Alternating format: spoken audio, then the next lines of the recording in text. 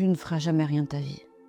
Tu ne sers à rien, t'es sale, t'es qu'une pute. Et ça, c'était extrêmement violent à entendre pour un enfant de 5-6 ans, quoi. Mes parents étaient violents tous les jours, que ce soit physique, psychologique. C'est surtout mon père qui frappait ma mère. C'était la tête contre le mur, c'est les lèvres éclatées, c'est des cheveux qui traînent par terre. Voilà. Quand on a 4 ans, qu'on découvre sa mère dans un état lamentable, allongée sur le canapé, avec l'œil complètement éclaté, et qu'elle te regarde droit dans les yeux et qu'elle te dit « ça, c'est à cause de toi ». Et ça te détruit. Je suis très rapidement devenue la punching ball de ma mère. Donc ma mère reproduisait exactement ce qu'elle subissait sur moi. Au début, c'était une claque, puis après, c'était un coup de poing. Puis en fait, les violences, en général, ça va crescendo. Et avec moi, les violences étaient crescendo aussi. Tu nous racontes des choses horribles.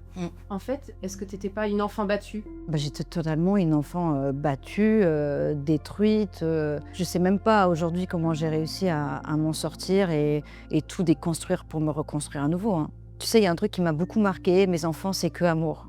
Alors oui, ils ont énormément d'énergie, cassent les pieds. Et le peu de fois où mes parents ont vu mes enfants, j'étais quasiment obligée de les supplier de venir les voir. Et en fait, je les voyais avec mes enfants, ils faisaient aucun effort, ils passaient leur temps sur leur téléphone. Et je me disais, mais mes enfants, ils méritent tellement mieux. Et ça a été vraiment mon moteur pour me dire, stop. Tu as 3 enfants. Comment tu as vécu le fait de devenir maman après tout ça? Alors déjà, je voulais pas d'enfant parce que je pensais que j'allais forcément reproduire. Vu que j'ai grandi dans de la violence toute ma vie, j'ai baigné dedans, je me suis dit, je suis forcément violente. C'est ancré en moi, c'est dans mon ADN. Et puis en fait, j'ai rencontré Julien qui, du coup, lui, m'a montré que l'amour, c'était pas forcément violent, que l'amour ne faisait pas peur. Et c'est lui qui m'a donné envie d'être mère, donc pas l'inverse. J'ai eu des enfants parce que j'ai rencontré la bonne personne.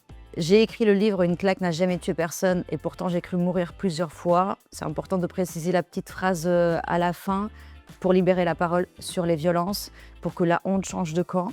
Et si je peux aider ne serait-ce qu'une seule personne, alors j'ai déjà tout gagné.